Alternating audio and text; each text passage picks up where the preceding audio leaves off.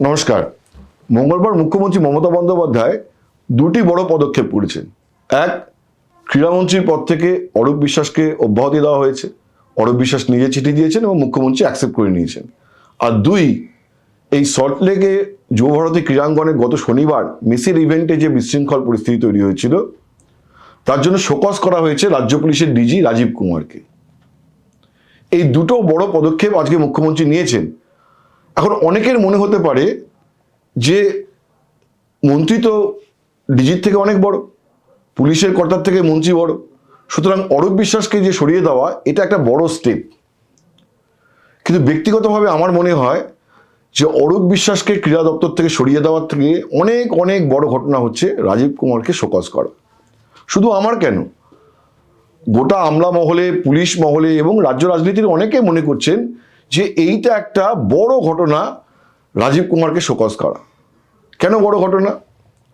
প্রথমত, রাজ্য পুলিশের ডিজি তাকে শোকজ করার কোনো নজির পুলিশের ইতিহাসে নেই, অন্তত ওয়েস্ট বেঙ্গল পুলিশের ইতিহাসে নেই। এর আগে আমরা দেখেছি যে আরজি করে ঘটনায় পুলিশ কমিশনার পদ থেকে বিনীত গোয়েলকে সরিয়ে দেওয়া হয়, বা রিজওয়ানুর মামলায় তখন পুলিশ কমিশনারকে পাবলিক যে ওপিনিয়ন তার চাপে পড়ে সরানো হয়েছিল, বা তার আগে সত্যজিৎ রায়ের মৃত্যুর পর ওই শ্মশান স্বপনের ঘটনায় আমরা জানি যে বীরেন সাউকে সরানো হয়েছিল তার পদ থেকে। কিন্তু সেগুলো সরকারিভাবে পুলিশের খাতায় ছিল ট্রান্সফার।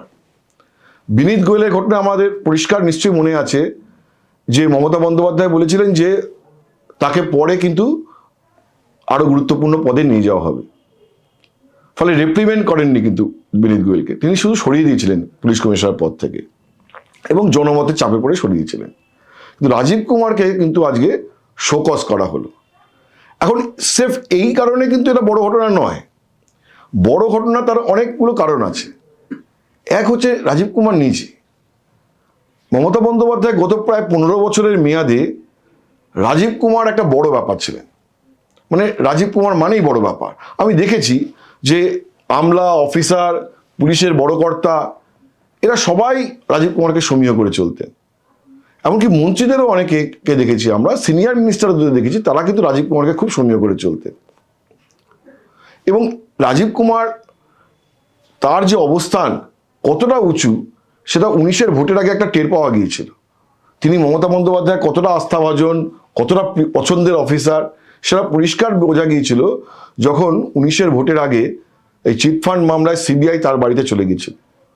মমতা বন্দ্যোপাধ্যায় রাস্তা আগলে দাঁড়িয়েছিলেন, শুধু তাই নয়, ধর্মতলায় সারা রাত ধর্নায় বসেছিলেন। তো সেই একটা ঘটনা বুঝিয়ে দিয়েছিল যে রাজীব কুমার মমতা বন্দ্যোপাধ্যায়ের কতটা আস্থাভাজন, যে একজন পুলিশ কর্তার জন্য মুখ্যমন্ত্রী রাস্তায় ধর্নায় বসে পড়েছেন। এখন কৌতূহল হতে পারে যে কি এমন ঘটে গেল যার জন্য আজকে সেই রাজীব কুমারকে শোকজ করা হলো। যুবভারতীর প্রসঙ্গ দিয়েই আসি। আমি গত শনিবার দিনই বলেছিলাম যে যুবভারতীতে যে ঘটনা ঘটেছে, যে চরম বিশৃঙ্খল পরিস্থিতি ঘটেছে, তার জন্য পুলিশও দায় এড়াতে পারে না।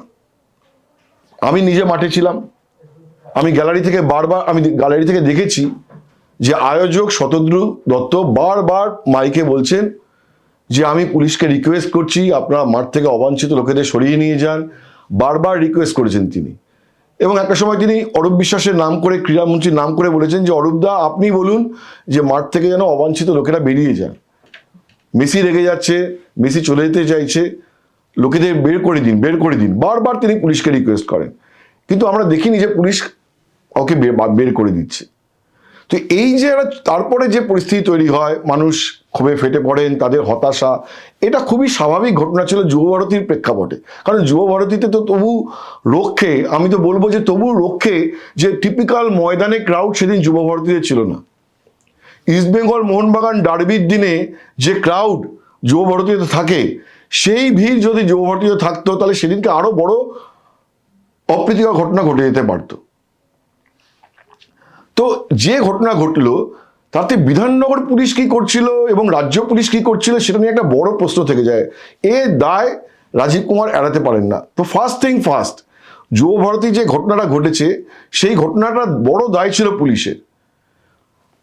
সেখানে যদি পর্যাপ্ত পুলিশ লাগতো তাহলে কলকাতা পুলিশ থেকে পুলিশ নিয়ে আসা যেত, ব্যারাকপুর থেকে পুলিশ নিয়ে আসা যেত, কিন্তু সামগ্রিকভাবে যে অব্যবস্থা, সেইটার দায় কিন্তু পুলিশ কোনোভাবেই এড়াতে পারে না। সুতরাং তার দায় রাজীব কুমারের উপরে একটা চলেই আসে। এখন তিনি কি শোকজের উত্তর দেবেন সেটা পরের ব্যাপার।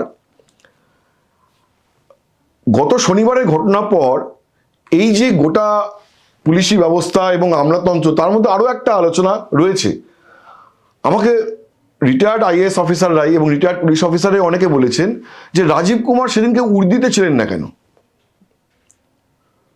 মেসি কলকাতায় এসছেন, মেসি মানে তো একটা ভিভিআইপির মতো ব্যাপার, মানে 10 জন নরেন্দ্র মোদী আসার থেকেও বড় ব্যাপার হচ্ছে মেসি। তাকে নিয়ে যে মানুষের স্বতঃস্ফূর্ত আবেগ, অতগুলো মানুষের সমাগম, সেইখানে রাজ্য পুলিশের ডিজি তিনি উর্দিতে নেই কেন? তিনি কেন সেখানে সিভিল ড্রেসে ছিলেন? তিনি কেন শুধু কালো কোট প্যান্ট পরেছিলেন? পুলিশকে মানুষ কিভাবে চিনবে? উর্দি দেখে চিনবে। তো তিনি উর্দিতে ছিলেন না কেন? তো ফলে এই কোশ্চেনও কিন্তু প্রশাসনের মধ্যে মানে হচ্ছে, মানে কি ধরনের ময়নাতদন্ত প্রশাসনের মধ্যে চলছে সেটা বোঝানোর জন্য আমি আপনাদের বললাম যে মানে সরকারের মধ্যেও প্রশ্ন উঠছে যে রাজীব কুমার সেদিকে উর্দিতে ছিলেন না কেন।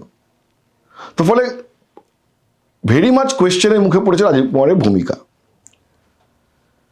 এবং প্রশাসনের শীর্ষকর্তারা অনেকে মনে করছেন যে এই যে পুলিশি ব্যর্থতা, এই পুলিশি ব্যর্থতার জন্যই মুখ্যমন্ত্রীকে ক্ষমা চাইতে হয়েছে।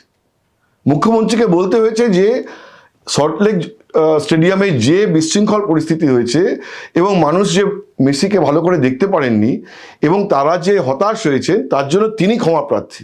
তো মুখ্যমন্ত্রীকে যখন ক্ষমা চাইতে হচ্ছে, সেটা একটা বড় ব্যাপার। মুখ্যমন্ত্রী আত্মশ্লাঘায় লাগার ব্যাপার, এবং সেখানে রাজ্যের মুখ পুড়ছে, রাজ্যের ভাবমূর্তি নষ্ট হচ্ছে। সেটা শুধুমাত্র পশ্চিমবঙ্গের মানুষ সমালোচনা করছে এমন নয়। আরও স্পষ্ট হয়ে গেছে যখন মেসি হায়দ্রাবাদে গিয়ে হায়দ্রাবাদ স্টেডিয়ামে গেছেন, বা মুম্বাইতে গেছেন, বা দিল্লিতে গেছেন, সেখানে বিপুল সংখ্যক মানুষ চোখ ভরে মেসিকে দেখেছেন, তারা আনন্দ উপভোগ করেছেন। এবং সেই যে ইভেন্টগুলোর ছবি, সেটা পশ্চিমবঙ্গের মানুষের, যারা বিশেষ করে সেদিনকে স্টেডিয়ামে গিয়েছিলেন, তাদের হতাশা এবং ফ্রাস্ট্রেশন আরও বাড়িয়ে দিয়েছে। তারা আরও বেশি অসন্তুষ্ট হয়েছেন। তো এই যে মানুষের অসন্তোষ, মুখ্যমন্ত্রীকে ক্ষমা চাওয়া, এর গোটা দায় কিন্তু পুলিশের উপরে বর্তায় বলে অনেকেই মনে করছেন। এবং প্রাথমিক তদন্তেও যারা তদন্ত করছেন তাদেরও মোটামুটিভাবে মত এই যে পুলিশে একটা ব্যর্থতা রয়েছে, এবং সেই কারণেই কিন্তু রাজীব কুমারকে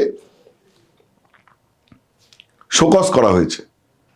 এবং আমি বলবো যে মমতা বন্দ্যোপাধ্যায় কিন্তু এ ব্যাপারে একটা দৃঢ়তা বা একটা তেজস্বিতা দেখালেন। কারণ যেটা শুরু করেছিলাম যে ডিজিকে শোকজ করা, এটা কিন্তু একটা বড় পদক্ষেপ। এটার জন্য অনেক রকম ভাবনা চিন্তা করতে হয়। সাধারণ মানুষের কাছে মনে হতে পারে যে এটা কি এমন একটা ব্যাপার, সল্টলেকে বিশৃঙ্খল পরিস্থিতি তৈরি হয়েছে, মুখ্যমন্ত্রী ডিজিকে শোকজ করেছেন বা তদন্ত কমিটি ডিজিকে শোকজ করেছেন। কিন্তু মুখ্যমন্ত্রীর চেয়ারে বসে এই বোল্ডনেস দেখানো, এই দৃঢ়তা দেখানো, এটা কিন্তু ডেফিনেটলি একটা বড় ব্যাপার। এখন প্রশ্ন হচ্ছে যে শুধুমাত্র কি যুব ভারতীর ঘটনার জন্য রাজীব কুমারকে শোকজ করা হলো? আমরা গত কয়েকদিন ধরেই জানি, বা কয়েক মাস ধরেই জানি, বা শোনা যাচ্ছে, আমাদের রিপোর্টাররাও এসে বলছেন যে কোনো না কোনোভাবে অ্যাপারেন্টলি মনে হচ্ছে যে মুখ্যমন্ত্রী এবং রাজীব কুমারের মধ্যে যে একটা ওয়ার্কিং রিলেশন, যে বোঝাপড়া, যে কনফিডেন্স ছিল, সেটা যেন কোনো না একটা যেন ভাটা পড়েছে। যে আত্মবিশ্বাসের সঙ্গে রাজীব কুমার সিএমওতে বিচরণ করতেন, মুখ্যমন্ত্রীর ঘরে ঢুকতেন, সেই রাজীব কুমারকে দেখা যাচ্ছে যে প্রিন্সিপাল সেক্রেটারি, সেই রাজীব কুমারকে দেখা যাচ্ছে গৌতম সান্যালের অফিসে গিয়ে বসে থাকতে।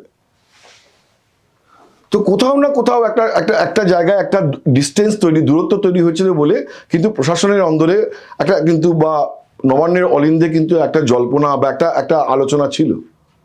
এবং এই আলোচনাও রয়েছে, কানাঘুষোও রয়েছে, সত্যি মিথ্যে বলা যাবে না।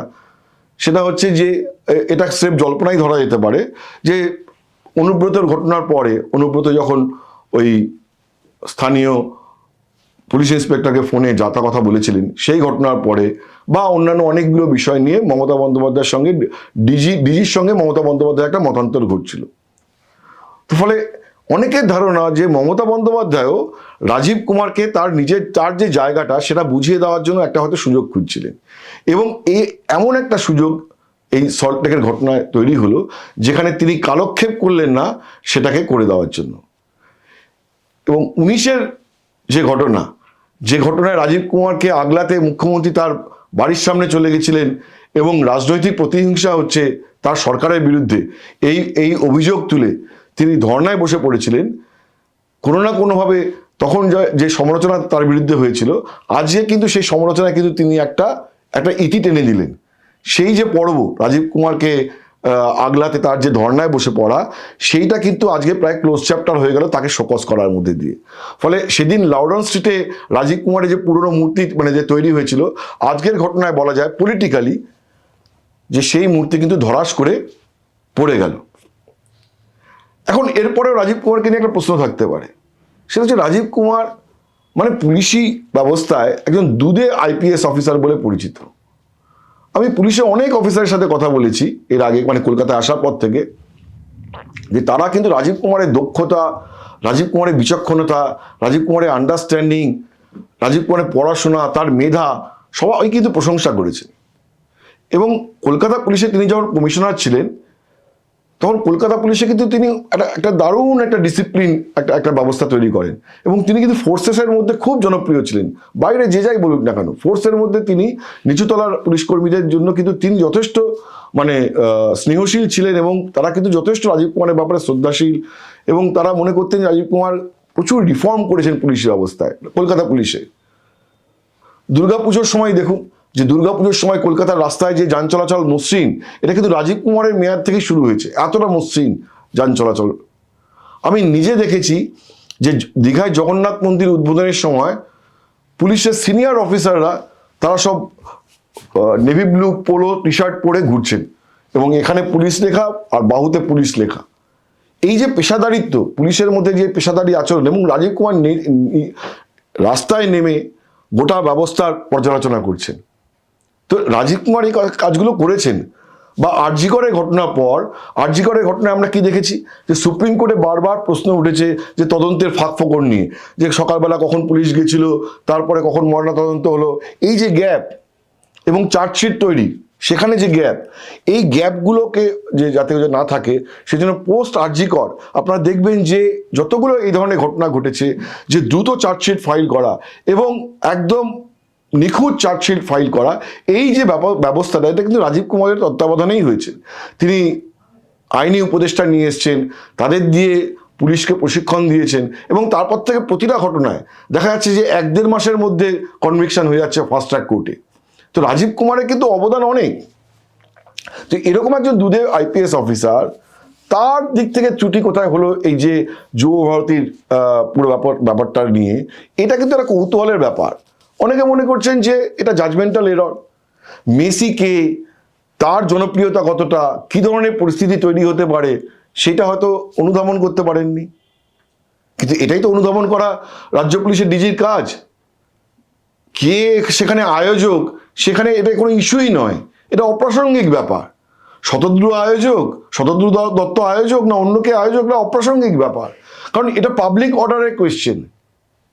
আজকে যখন মাদার টেরেসা মারা গেছেন, তখন কি নির্মল হৃদয় বা মিশনারিজ অফ চ্যারিটির দায়িত্ব যে ওই যে তার শেষ যাত্রায় ক্রাউড কন্ট্রোল করা? ওটা তো পুলিশের দায়িত্ব, পাবলিক অর্ডার রাষ্ট্রের দায়িত্ব। তো সেই রাষ্ট্রের দায়িত্বের জায়গায় একটা ব্যর্থতা থেকেই গেল। এখন লাস্ট কোয়েশ্চেন, সেটা হচ্ছে কেন আমি বলছি যে অরূপের যে ইস্তফা সেটা লঘুতর ঘটনা। সেটা লঘুতর ঘটনা এই কারণেই যে এক তো অরূপ বিশ্বাস মমতা বন্দ্যোপাধ্যায় ঘরের ছেলে, মুখ্যমন্ত্রী যখন তখন অরূপ বিশ্বাসকে বকাঝকা করে বলতে পারেন যে অরূপ তুই ওটা কিন্তু করেছিস, কিন্তু ঠিক করিসনি। আমার মনে হয় যে তোর কিন্তু এটাকে এখন তুই ইস্তফা দিয়ে দে। পাবলিক একটা অ্যাঙ্গার তৈরি হয়েছে এবং এই যে আমরা তদন্তের নিরপেক্ষতার ব্যাপারে এই প্রশ্নটা তুলে আমার মনে হয় তোর ইস্তফা দিয়ে দেওয়া উচিত, তুই ইস্তফাটা দিয়ে দে। তো ফলে ঘরের ছেলে এবং অরূপ বিশ্বাস কখনোই মমতা বন্দ্যোপাধ্যায়কে টেকেন ফর গ্রান্টেড নেবেন না। অরূপ বিশ্বাস একটা বাতিক আছে ছবি তোলার, তিনি মমতা বন্দ্যোপাধ্যায়ের সাথে একই মঞ্চে থাকলে সঙ্গে সঙ্গে পেছনে দাঁড়িয়ে পড়েন, ছবি তোলেন, পার্টিতে অনেকে তাকে কটাক্ষ করে ছবি বিশ্বাস বলেন, সেটা অন্য ব্যাপার। কিন্তু মমতা বন্দ্যোপাধ্যায়ের অথরিটি নিয়ে বা তাকে টেকেন ফর গ্রান্টেড মনে করা, সেটা অরূপ কখনো করবেন না। তার ফলে অরূপকে কিন্তু তিনি আজকে একটা সম্মানজনক এক্সিট দিয়েছেন এবং সেটা আরও একটা কারণে দিয়েছেন। তার কারণ হচ্ছে যুবভারতীতে আয়োজক কিন্তু সরকার ছিল না বা ক্রীড়া দপ্তর ছিল না। এটা ঠিক যে অরূপ বিশ্বাসের সেদিনকে ভূমিকার জন্য ওখানে পরিস্থিতি জটিল হয়েছে, মানুষ দেখতে পায়নি, মানুষ যে দেখতে পায়নি তার একটা বড় কারণ অরূপ বিশ্বাস ছিলেন, কিন্তু আয়োজক তো অরূপ বিশ্বাস ছিলেন না। ফলে সেখানে যে ব্যবস্থাপনার যে ত্রুটি, সেটাকে সরাসরিভাবে অরূপ বিশ্বাসকে দায়ী করা যায় না। অরূপ মানুষকে বেসিকে যাতে মানুষ দেখতে পান, এই ব্যবস্থাটার সামনে একটা প্রতিবন্ধক হয়ে দাঁড়িয়েছিল। তার যে অতি উৎসাহ ছবি তোলা, শুধু নিজের ছবি তোলা না, তিনি সবাইকে অনেককেই তিনি ডেকে ডেকে এনে আমি দেখেছি ছবি তুলিয়েছেন। তো এইটার জন্য তাকে দায়ী করা যায়, কিন্তু তিনি তো আয়োজক নন, ফলে যে ব্যবস্থাপনার ব্যর্থতা তাকে দায়ী করা যায় না। সুতরাং সেই জন্য অরূপ বিশ্বাসকে যদি আজকে সেই কারণে মুখ্যমন্ত্রী বলতেন যে আমি অরূপ বিশ্বাসকে সরিয়ে দিচ্ছি, অর্ডারটা যদি মুখ্যমন্ত্রীর দিক থেকে আসতো বা সেরকম দেখানো হতো, তাহলে রাজ্য সরকারকে মানে ব্যাপারটা দায়টা নিয়ে নেওয়া হতো যে রাজ্য সরকারই আয়োজক, রাজ্য সরকার দায়টা নিয়ে নিল। তো ফলে এইখানে একটা ফাইনাল একটা গ্যাপ রয়েছে, যে কারণে অরূপকে একটা সম্মানজনক এক্সিট দেওয়া হয়েছে। এবং এটাই অরূপ বিশ্বাসের যে আজকে ইস্তফা এবং রাজীব কুমারকে শোকজ, সেটার মধ্যে ফারাক। যে অরূপ বিশ্বাস কেন একটা সম্মানজনক একটা রাস্তা পেলেন এবং রাজীব কুমারকে কেন শোকজ করা হলো, কারণ রাজীব কুমার বা পুলিশের ব্যর্থতাটা হচ্ছে ডাইরেক্ট ব্যর্থতা। আমার মনে হচ্ছে যে সামগ্রিকভাবে এইটুকুনি আলোচনা আমি হয়তো বোঝানোর চেষ্টা করতে পেরেছি বা বোঝাতে পেরেছি যে কেন আজকে রাজীব কুমারকে শোকজ করাটা হচ্ছে অরূপ বিশ্বাসকে সরানোর থেকে বড় ঘটনা। আজ এ পর্যন্তই, নমস্কার, ধন্যবাদ।